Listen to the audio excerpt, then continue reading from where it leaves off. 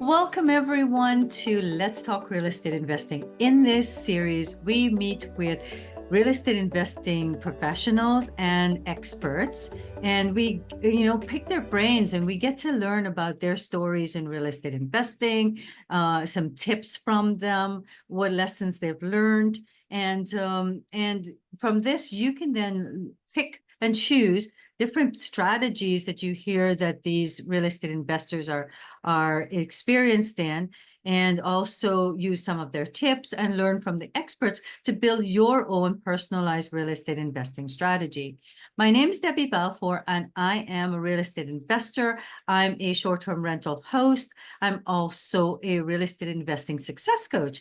And in my coaching business, I help my clients put together and build their personalized real estate investing strategy and be able to build out also their business processes and their tools and their team in order to scale efficiently so you can start enjoying financial freedom and especially time freedom. We're all going towards financial freedom in order to experience time freedom. So I want to help you put that time freedom into your everyday life so that you're working on the important things, and then you're giving yourself back time when it comes to more of the admin things that you can automate, etc.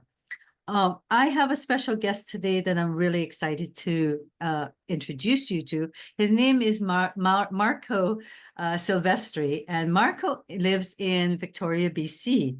So I'm going to read a bit about Marco's background here so that I don't miss anything. But Marco's married, first of all, to his wife and partner in crime, Darci. They are what Marco describes as the dynamic duo of serial entrepreneurs with over 30 years of marriage. That's a big deal these days to be married for so long, right? So Marco and Darci are also proud parents of 3 kids. Well, I'm sure they're grown up, but they have 3 children, and together they combine their expertise between the trades, business, and finance. Marco's journey is that of a skilled tradesman to an internationally recognized PMP, so project management professional, which complements his wife's experience, Darci, with bookkeeping and business support. So this is where they put together those things to build their businesses. So together they have they're the driving force between two companies, SILCO Management Inc. and Fortified Real Estate Development Inc., codename Fred Inc. All right. So their businesses aim to empower Canadians in the real estate investment industry and provide safe and secure housing. So they're grounded in integrity and innovation, and Marco and Darci are dedicated to making a positive impact across Canada. Marco's story is one of resilience and rising from the ashes, that we can all learn from. So I would like to now hand it over to Marco to tell a bit more of his journey. So if Marco, if you can tell us a bit about your journey that took you into real estate investing. Absolutely. Well, as you said, I am a serial entrepreneur. I'm driven as an entrepreneur and always looking for opportunities in life. But it didn't start out that easy for me. At around 2021, 22, I've found I had a drinking and alcohol and drug problem. And I just could not sober up, follow my dreams. I just kept spiraling down into just a lifestyle of addictions. I'm sure many folks that are listening can understand or know someone who's been there, but just struggling to try and get out of that lifestyle. I ended up going to London, Ontario to Teen Challenge, which is a Christian drug and alcohol live-in recovery program.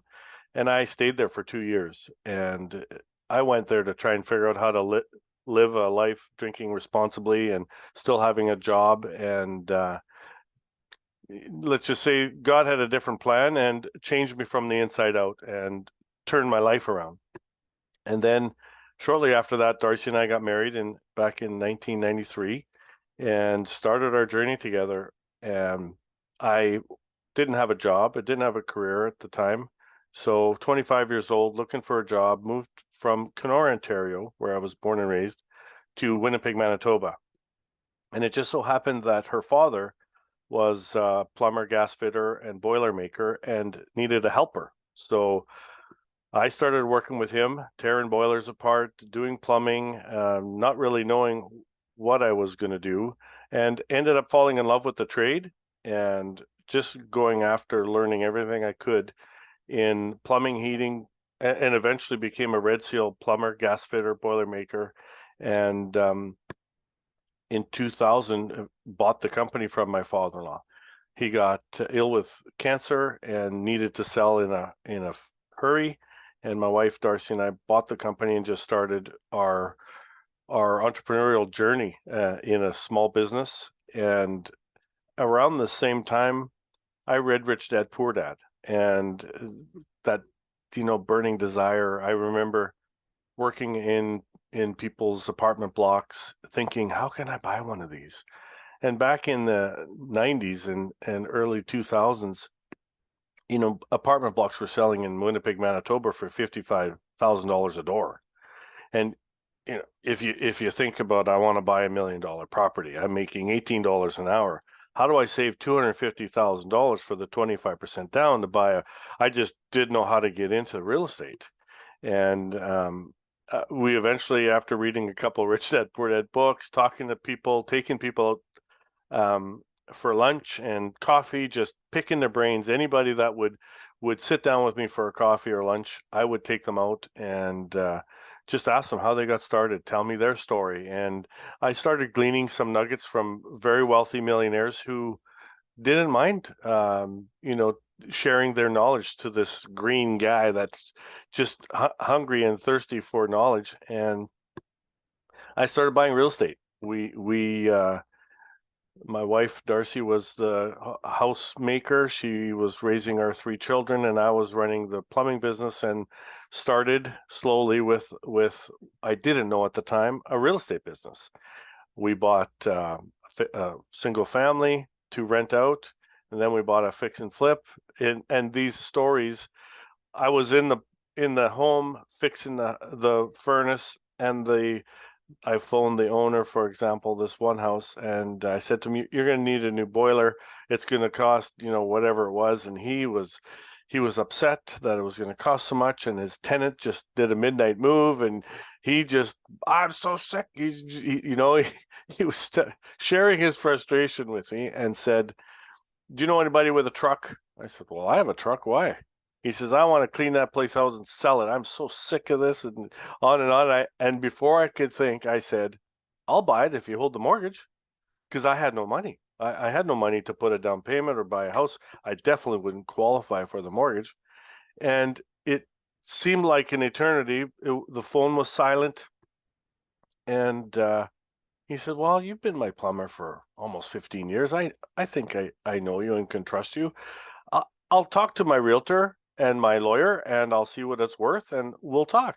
And within that month, I had purchased a property with no money down, 100% vendor take back mortgage, but it did need a lot of work. I had to totally gut it, renovate it, added a laundry room in the basement, and anyway, we started doing little fix and flips like that, and I was making more money on the odd fix and flip than I was in a full year of working as a plumber gas fitter at a journeyman rate.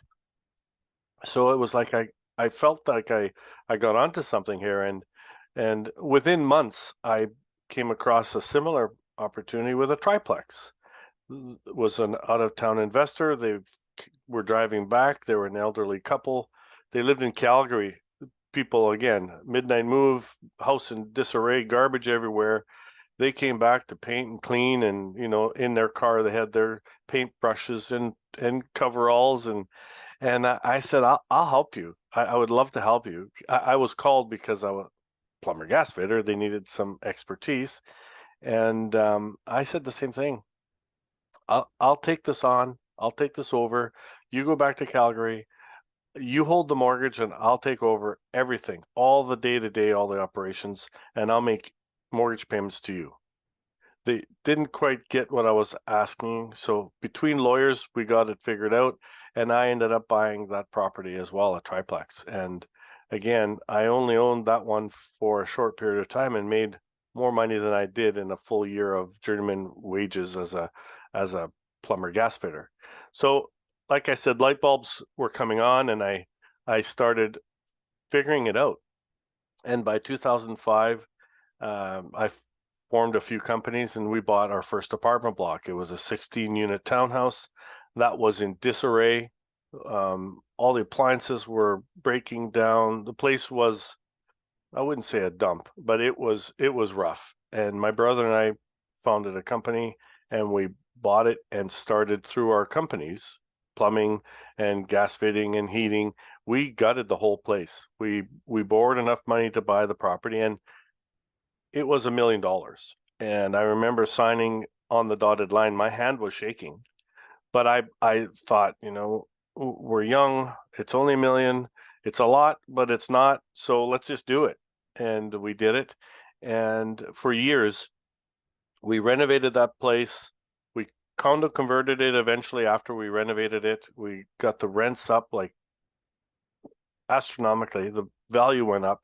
It was a growing pain, a lot of learning curves, and but yeah, we did it and made some good money, made some mistakes, made some strides, and within 5 years we bought another 5 apartment blocks, and just kept going and growing the portfolio and doing the plumbing business. So I really was able to leverage my plumbing business to get into apartments and houses, and it was like a nice segue. I could use my plumbing company to renovate the homes, so I was feeding my company through the real estate investments, and that really helped us grow. Just a pause there, Marco, because you've said so much, and I know there's more to say on your journey here. But just some things that you said that really stuck out, and I really want to accentuate to Sure. those that are listening. There are so many people that are in the trades and looking to get into real estate investing, or they're novice real estate investors, and they're the same as you. They don't have they don't have any a down payment or anything like that right now.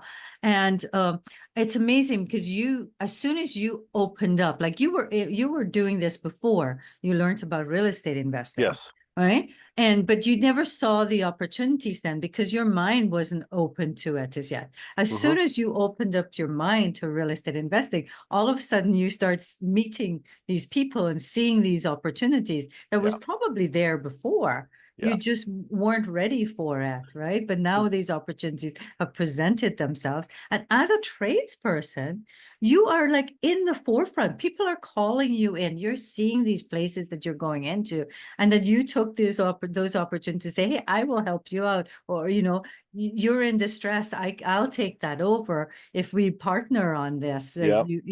So a lot of tradespeople have this opportunity today. So I really want to point out this to them.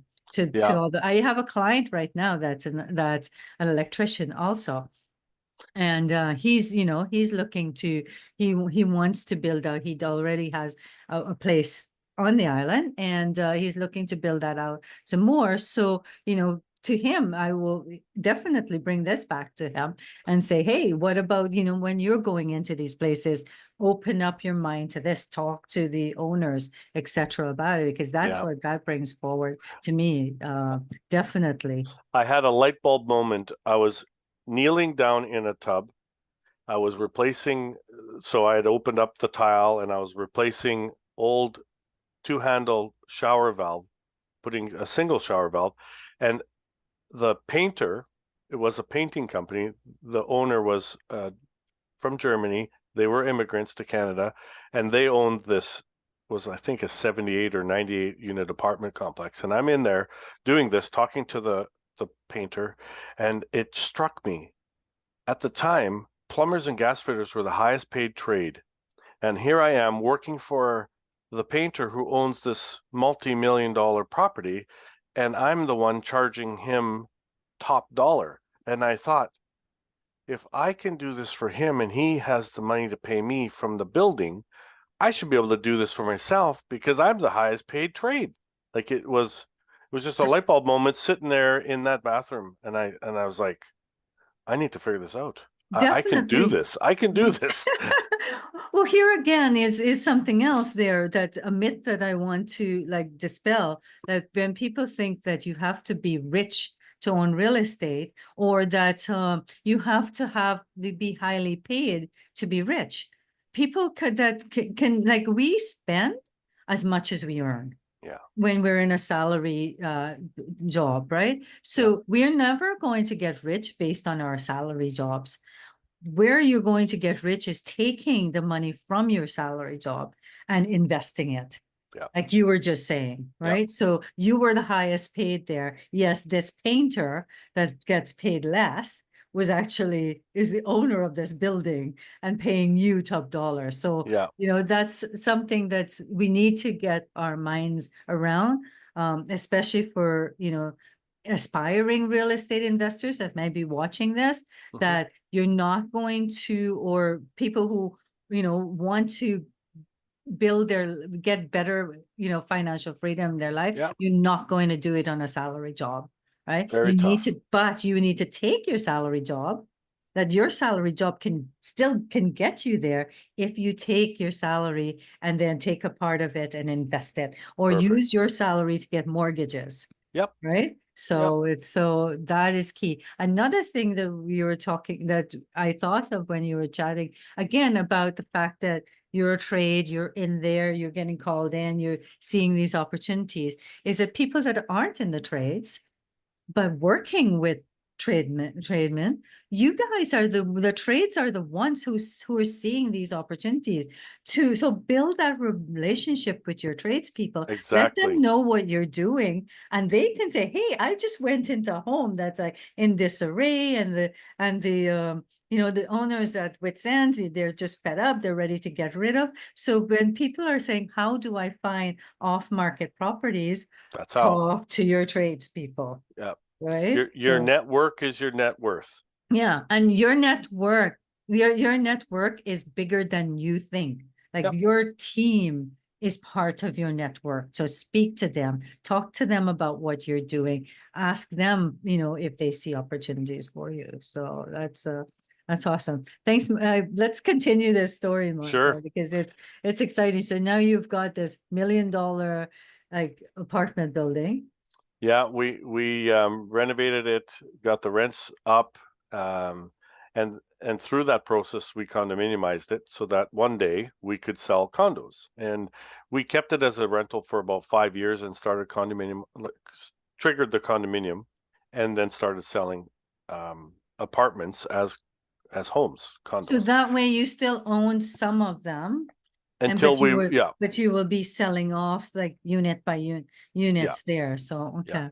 So we bought it for $65,000 a door and renovated it. I think the renovation was close to $650,000, and then refinanced after all the renovations were done, and rented it out for 5 years. But when we started selling, we were selling them for $189,000 a door. Right, so we had Sweet. 16 suites now selling Mhm. for 169 to 189, depends on the size and facing. There were different prices throughout the property, but yeah, and we bought a couple other apartment blocks and similar, not to the extent of the first one, but we would go in, and obviously if the boilers needed replacing, my plumbing company got a contract to replace the boiler, or plumbing, or service agreements, making sure that we were there quarterly, making sure pumps were working, heating was on, cooling, whatever, right? And I used to go there as the plumber. I never said I'm the owner. I'd Mhm. pull up in my plumbing truck with my plumbing uniform, and I'd go in. No, and I'm talking to the property manager, like the caretaker, Mhm. as the plumber.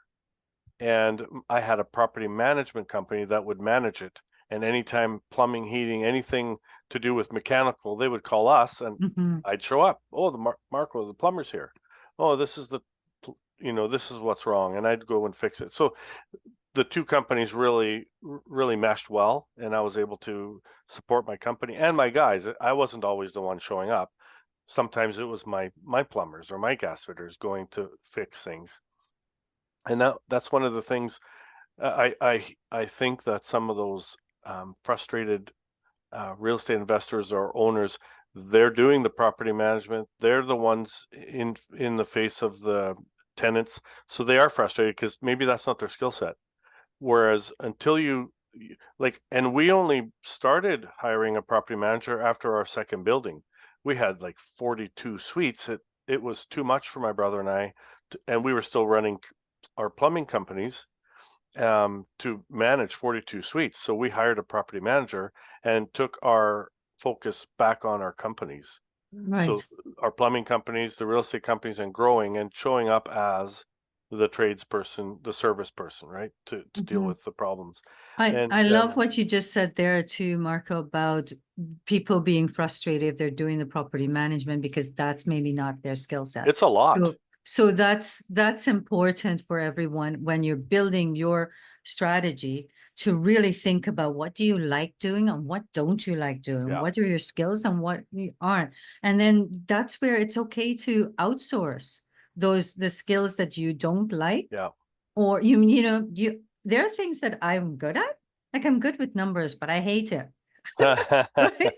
I don't like the detail with it. So it's just like something that's outsourced. I don't even want to look at it. Yeah, So, getting to know what you like and what you don't like will help you when you're building this business to get rid of the frustration. Like you're not in the weeds all the time. And like you did, property management was not something you wanted to do, but also it created, like, they didn't know you owned that building. yeah. So, so you didn't get like direct calls or anything like that. And Never. then Yeah, you were able to focus on, the bigger picture part and let somebody else look after the more detailed yep. part of it and the things you don't like doing. I think that that's a part of life. We learn who we are, what we do well, what we don't do well, and how to put the puzzle together.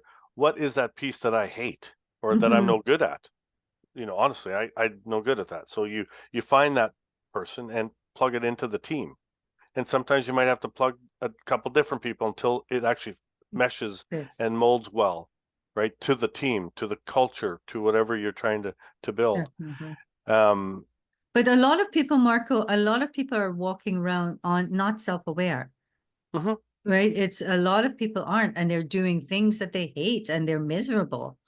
Yeah, Right. that's So like, so it's like it's the smaller, it's the 20% that is aware of that and working on it that way. The other 80% are doing things that they hate.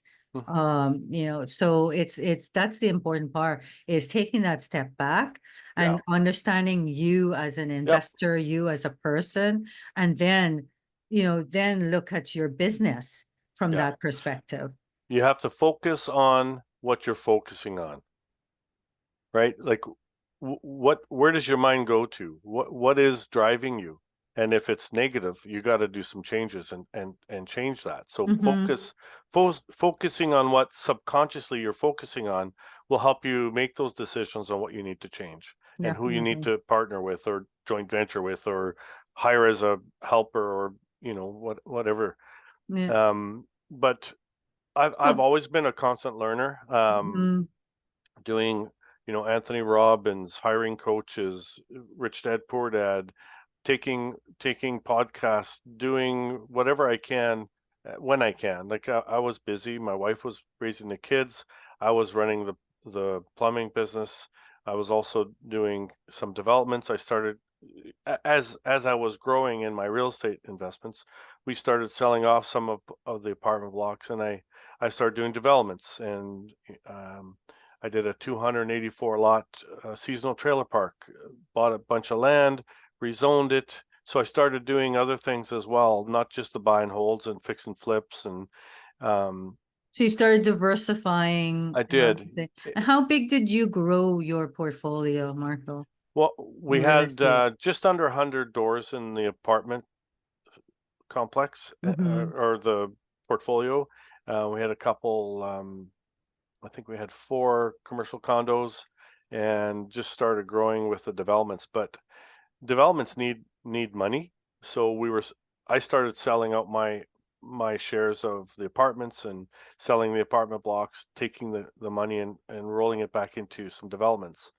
We did that 284 lot trailer park, seasonal trailer park subdivision. I did I did a 64 lot subdivision in another rural community from Manitoba, and I started buying land and building apartment blocks, condos. The first phase of those ones. Talk about resilience. You said resilience. 2008, it took me 15 months to rezone a parcel of land to go from commercial general or commercial arterial rather to commercial general so that I could build 144 suites. After 15 months, I was able to start building. So I was negotiating with the city, the planning committee, engineers, the city engineers, totally designing this property, the infrastructure, the gas company, the electric company, highways, transportation, so that I could have this lot designed for 144 suites, which was 6 24-unit, 3-story buildings with elevators and underground heated parking stalls. I got approved again after 15 months. Lots of renditions of changes to the blueprints and lots of what do they call those meetings? Town hall meetings where you got to go in and all the people with their pitchforks and signs and no. A lot of No those. development, No develop. developers are Oh, bad. NIMBYs, not in my backyard. Anyway, lots of those meetings, but success came. The mayor loved the property, the project. They loved what I was trying to do. And in October 2008, we started digging the holes for our 2 parkades and then building. And then I don't know if you heard 2008, 2009, there was a little thing called the global financial crisis. Well, I had 48 suites, 2-bed, 2-bath condos with Wow. 48 underground heated parking stalls empty. I started getting property tax bills for empty suites that I just built. So not only did the property tax go from like $6,000 for the lot to $2,400 per suite. Talk about shock, right? And Times really 48. Wow. people were nervous, right? They didn't Manitoba didn't get really hit that hard with the global financial crisis. It's a very sheltered and diverse economy. So, but people were scared. So they weren't buying my condos. And there I am holding condos. One would sell and it'd be like, hey, could pay some taxes. Then another one would sell, hey, I could pay some mortgage, right? It was very stressful, very stressful. I didn't know when the global financial crisis started that it was going to last or how long it was going to take to sell my condos. I'm a very optimistic. My cup is always more than half full. Rah rah rah, it's nothing's gonna go wrong, and if it does, we'll just plow through it. We'll Rah solve rah it. rah Yeah. rah rah. Well, there were some sleepless nights and some very scary moments through those few years. So 4 years it took me to sell, and finally in 2011, February 2011, I remember the day because it was like, right, That done. relief. That one's Yeah. done. Okay, what are we doing with phase 2? I'm not doing condos. Let's redesign. Let's go a different route. So I redesigned the whole uh, plan. Still 48 suites, but I changed it up with 2-bed, 3-bed, different mixes, 1.5 baths, 2 baths. Totally redesigned it, and we went in for a loan to build 48 apartments. Again, it looked the same. You wouldn't have known the difference unless you knew that the inside was different. Right. The suite mixes, right? But the same parkade, same floor, same elevator, very similar. Kind of mirrored the two. So we started building those, and I think I signed the mortgage April 27th, 2012 for I think it was like $9 million or something like that to build the next phase. Entered into a builder's agreement. all that contractual stuff, borrowed the money. I had to put a whole pile of money into the deal before the bank would fund. We had to prove through the Altus group, that was their payment provider or certifier, that we'd spent 2.9 million before they would start funding anything on the deal. So we did that, and by December 2012, we had our first draw from the bank, and it was catastrophic. They underfunded me by $425,000. They misunderstood a whole number of things. Anyway, it was another nightmare. Not as bad as the global financial crisis, but it was a tough go, and we went through that project. I had signed a 10-month construction project and an 18-month construction loan. So in my mind, 10 months to build, 6 months to fill, refinance at 18 months, and move on. Well, it didn't work out that way. We had some delays. We had some problems with the build, and it took 24 and a half months to complete the project. And in month 24, the bank said, we want our money back. Here's a note, 30 days, you pay us the money you owe, or we're foreclosing. Well, at that point, once that happened, Royal Bank pulled their refinance offer off the table. It was like one thing after the other, and before you know it, June 15, 2015, the bank sold it at an auction to the Second Mortgage Group for pennies on the dollar. It was at the time worth around $12 million, and they sold it for $8 million at the auction. Yeah, so that was very difficult. And at the same time, I was doing a 64 lot subdivision 2 hours on the other side of that project.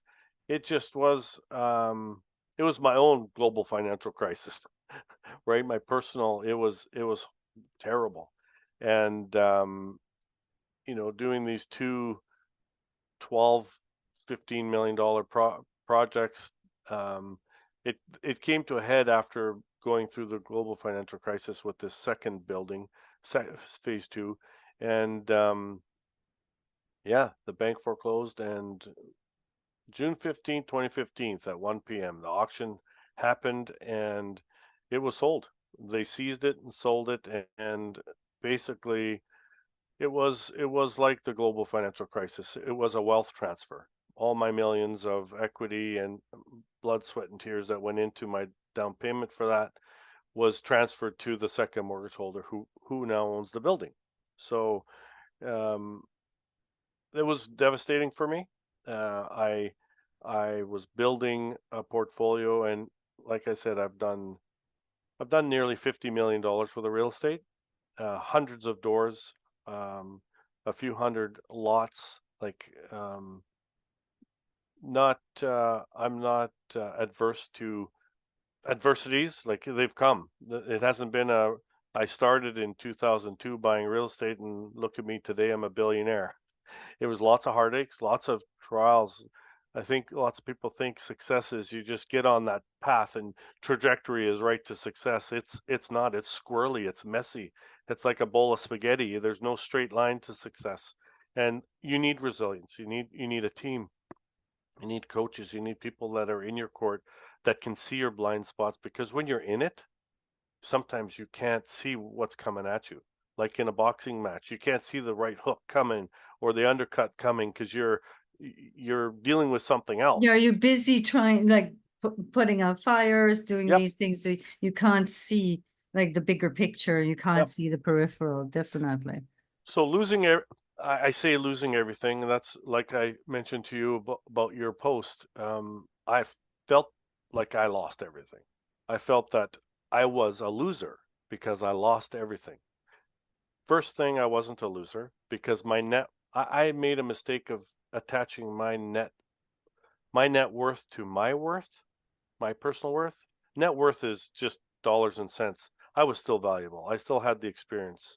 I still have all those wins through those 10, 15 years of business. Oh my gosh, you built a huge building, but it's just amazing how one thing in Yeah, your life can in seconds can yeah. change your life. And that's what happened with you. It Yeah. doesn't dismiss all that you had built all that time. But that's Uh, what we focus on. yeah. It's like for a while I carried around a gunny sack like Santa Claus full of all my And fears and so failures. embarrassed and Yeah, think, yeah, yeah. definitely. It's took me a And few years to come out of something I that. asked you, Marco, and I want you to think, when you lost, like, this building, that development sold, and you only got 8 million for it on there. How much of that did your investors lose? The, I didn't have investors on that property.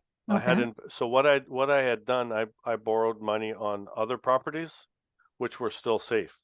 So okay. the bank only had a first mortgage on that property. They sold their first mortgage to the To second that mortgage group. second one, so. The second mortgage group is someone that they structured Mhm. to help me because at just before the 11th hour of funding, they said, we don't think it's worth 12 million. We think it's only worth 11 million. So you need to come up with another half a million. Oh, but we got a second mortgage group. We got this doctor group in Vancouver that they'll give you the 500 grand. So then I started those negotiations for 500 grand at 15% for the second mortgage. And Mhm. story goes, it went placed on second mortgage. And when the first mortgage foreclosed, obviously the second mortgage group came to the table and knew exactly to the penny how much was owed, and that's what they paid. Right. But Yeah. then after they paid that at the auction, they sued me for $1.2 million because the way lots of fishy work. Anyway, they paid the property taxes off that were just assessed because it was just finished. The Right. city hadn't assessed it. It was farmland or whatever, raw land. Now Mhm. there's towering $12 million properties, so it just got assessed. We were right at that end of getting occupancy permits and getting assessed. So we got assessed. They were smart. They paid the property taxes off with their own money. And then So turned when around and sued you for it. yeah, so when what happened was when they did that and they only through a different corporation paid only $8 million, that put their second mortgage in default. So Mm. they sued me for the full entirety of the second mortgage, the property taxes, all legal fees. Like Wow. I think in 2015 I spent $1 million in legal fees and bank fees and lawyer fees. It was horrendous. But But all of this to say, it was only you that were affected by this. The investors were all safe. the builder lost money, but he was part of the problem, Right. right? So He was invest he in that, didn't he didn't finish apartment. the project in time, which delayed the project, which triggered the foreclosure. Like once they said that they were going to foreclose, no one would touch the deal as a second, like a refinance. Mhm. And at the point I was about 70% occupied. Like I almost had it to I needed 85% occupancy to get refinanced with Royal Bank. Right. Like it was so close. Um, but the story doesn't end there.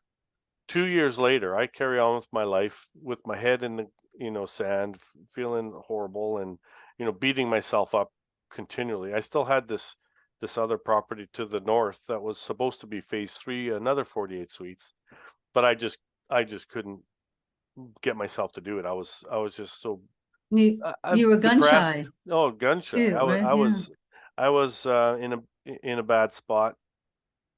So early 2000, what is it, 2017, I get a call from my accountant. He says, "Hey, just wanted to let you know I got a call from CRA. They're wondering where the GST on the sale of that building is." I was like, "What? I didn't sell it. It was foreclosed. It was seized. What do you mean? Where's the GST?" Well, they think you owe them like 600 grand of GST. I said, "Well, I did. When you build a building Mhm. from nothing, so there's $100,000 lot, then there's a $10 million building, you owe GST on that new building." The government just says, "Oh, thanks. Let me charge you 5% on the 10 million." So whatever, it's like 600 grand that I owed as the company. The company owed in the development 5% of the GST, 100%. Problem was when the bank seized it and sold it, I didn't have, like, no money came to me. Yeah, you didn't like no money was transpired. No, They it just was took all all of bank. that. The Yeah. bank, the bank sold their first note to the second bank. They got paid their 7.9 or whatever it was. I can't remember the dollars and cents, but they got paid out, and then sued me for the rest. While CRA came after me for the GST. And when they figured out with their little magic wand and their calculations, I owed them something like $985,000 with Because penalties they and put interest. interest on there. Penalties and Yeah. interest for 2 years. I was like, well, I don't own anything anymore. The building is gone. The company is basically all the company has is a lot that has debt on it. You want to take it. Like there's nothing there to deal with. There's no money to pay this, and it's not my bill. Like it should be the banks. And they didn't understand, or they didn't want to listen. My lawyer got involved, my accountant got involved, and at the end of the day, CRA came after me personally. They pierced the corporate veil and came after me personally because I was the only director on the company. So they essentially forced me into bankruptcy because they wouldn't take a payment plan, they wouldn't take pennies on the dollar. They said, "We want the money and we want it now. How are you paying?" Like literally they wanted me to, refinance my house. Well, I didn't own a house. The house was in my wife's name, and like I had nowhere to borrow from equity to pay the government money I didn't even owe them. Like it was ridiculous. So they forced me into bankruptcy. I went to a trustee, and for months, because I did not want to go bankrupt. I mean, I just lost everything in my mind financially. I I didn't think I would need to. I would rebuild at some point. I just needed to be ready to. Well, that just, nail in the coffin. They made me declare bankruptcy. In October 4th, 2017, I declared bankruptcy because there was no way that I was going to be able to pay that kind of money to CRA. There's just no way. So bankruptcy, I did a 3-year bankruptcy proposal, and so I think it was November 2020, I became discharged through bankruptcy. And around that time, we decided to move to Victoria from Manitoba. We moved my wife and son out here. My 2 daughters and I went back to Winnipeg to pack the house, get it ready for sale, patch and paint, do all that cleanup. Well, one of my buddies, chiropractor friend of mine, his I used to take care of his rooftop units on his commercial building there, and he had no heat in one of the suites. So it was like, I think it was like minus 35. It was cold. So I went there, and it was January 15th, 2021. I climbed up on the roof to fix his rooftop unit, and I had a heart attack on the roof. There was a snow drift. I got to the top rung with my tool belt on my shoulder, and it was like just something hit me, and I fell over on this snowbank on the roof, thinking, "Is this it?" Is like it felt like an elephant was on my chest. I couldn't breathe, and I was dizzy, like the teenage bed spins with too many drinks. It was just like, "This is it. I'm gonna die up here on the roof," and like just started thinking, "Oh my goodness." And anyway, obviously I didn't die. I came to or whatever, and I went home, and you know I just wasn't feeling good. So I had a quick shower and drove myself to St. Boniface Hospital, and within minutes I was in the back room with an IV in my arm. I had had a heart attack, and they knew it but didn't tell me, that they didn't want me panicking. And I sat there till 7:30 at night. Cardiologist comes in and says, "I need to do a ultrasound on your chest to see if there was any damage to the heart from the heart attack." Uh, I was like, "What?" And this is COVID, right? This is COVID time. Oh goodness, yeah, that's right. Yeah. Everything's locked down. People coming in with masks, and and the hazmat suits. It was scary. So anyway, next morning I had heart surgery.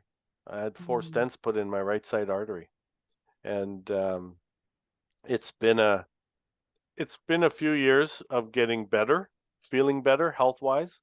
Um, 7 months later, because I was in that, when we moved here to Victoria, I was referred to a cardiologist and a good doctor team, so they've been monitoring my health, and they caught cancer because they were doing blood work. They Oh my caught they goodness, Marco. Wow. Yeah, they caught cancer, which I guess the heart attack was the silver lining to find the cancer early. Finding that. Like depends how you look at things, right? Yeah. So If the heart here, attack didn't happen, you would have never known because you wouldn't have had a potentially, checkup to, yeah. yeah. So bladder cancer, apparently one of the good ones to get if you get cancer. That's no.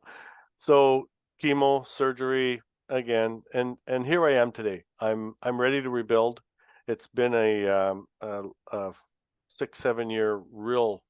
I'd call it a triathlon or something like that. It's been a lot, but I'm here ready to rebuild and build a team and move forward. And like I said in my bio to you, I truly want to share what I've learned and help people around me grow, because I don't want them to be those investors that are frustrated with, dealing with tenants, toilets, troubles because they're thinking that they have to manage. I want to build a team and move across Canada because there's opportunities all over the place. You just have Right. to have the right lenses on, have the right team around you, the right finance group, the right investor group, the right coaching group, the whole, it's all got to line. Like I said in the beginning about the pieces of the puzzle.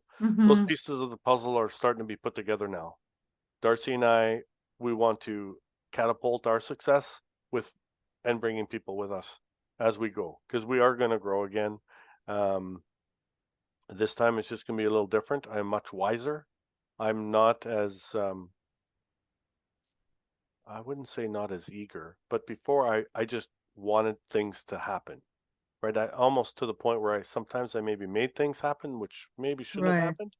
So I am much more, um, yeah, much wiser, Well, calmer, and with the health issues, I got to take it in stride. I'm not going to jump off the deep end or anything like yeah. that. But I have that business sense. I have the real estate investing sense.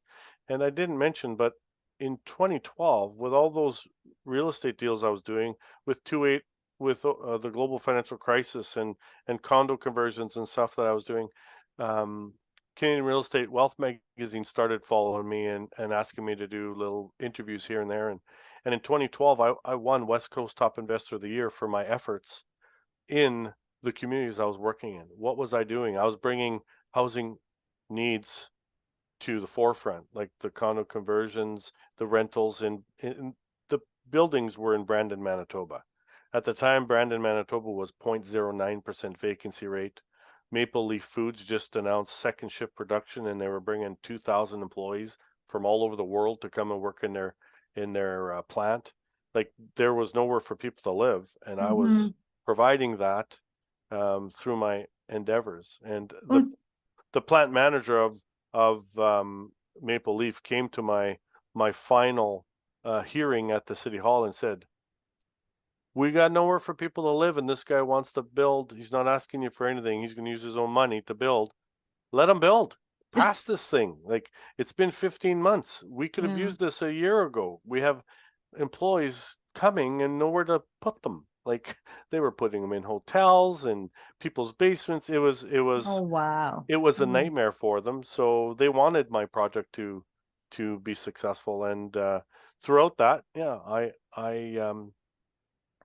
I was recognized by the Canadian Real Estate Wealth magazine as a mover and a shaker, getting her done, and yeah, it was quite humbling.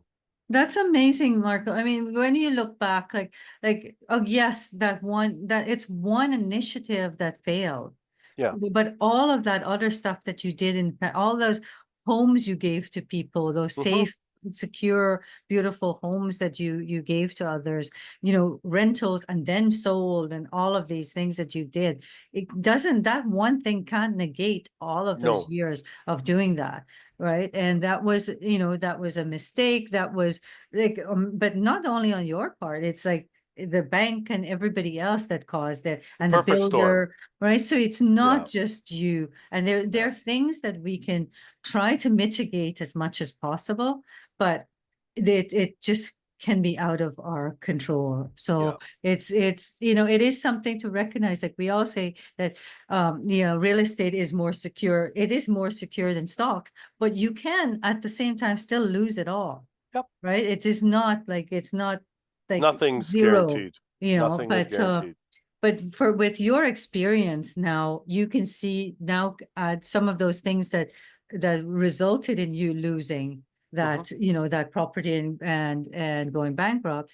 You can now look out for those things in the future. Those things that 100%. you were blind spots for you Hmm. now. And we were talking about your PMP. So now that you Yep, have your project management professional certification, and you've been doing that as part of that, as a project manager, I know myself, we create risk management yep, plans. So now you're not like, a lot of people go, oh, I don't want to think about the negative, right? Well, you need to think about the negative. You need to have both. You can be yeah, positive, you can do well, but the only way you can be positive, you can do well, is if you can think of the negative and mitigate it.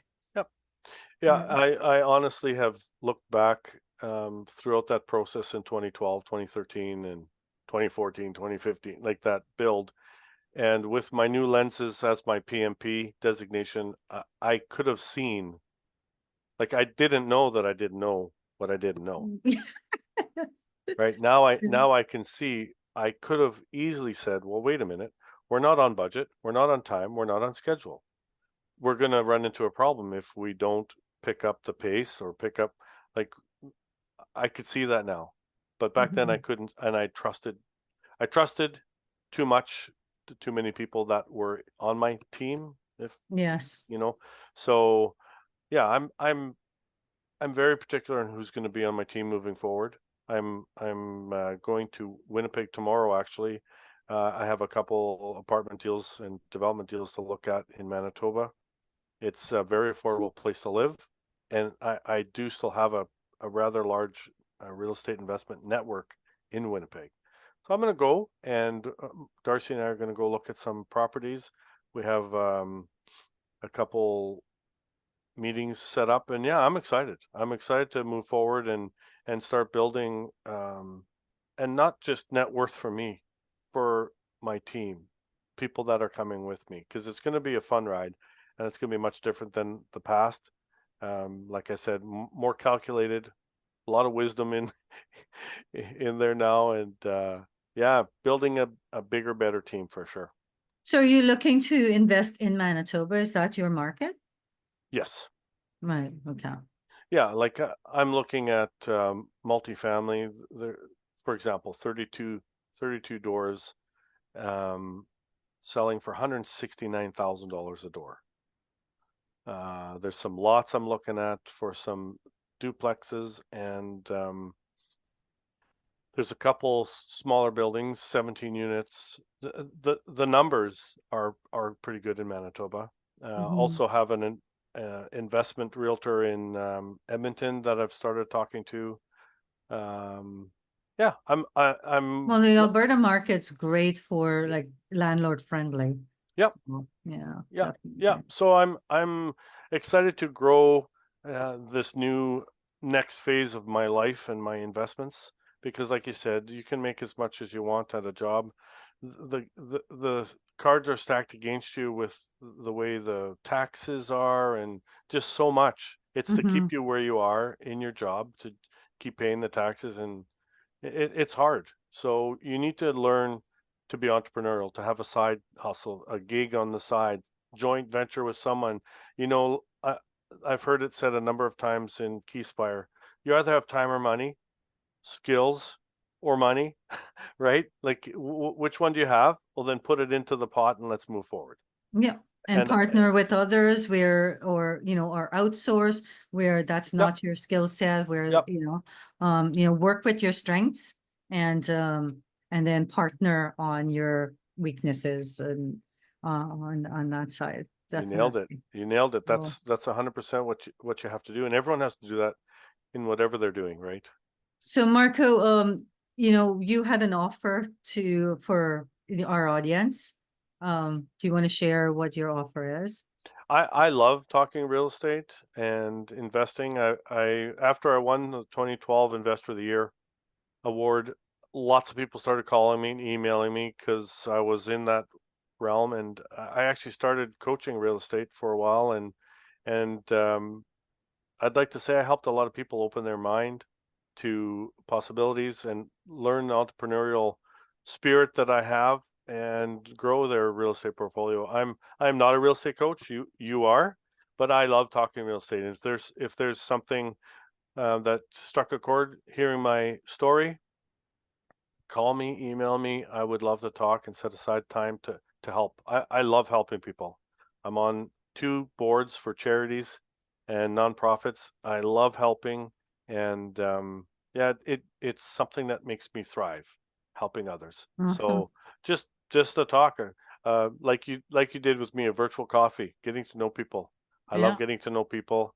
I'm going to be at the Investor Summit in September with Darci. We're going to go and love to say hi to someone, and who knows, maybe I can help someone not lose everything, Mm. or work through a problem, whether it's financial or business or whatever. Yeah, I'm just an open vessel to help and to give back for sure.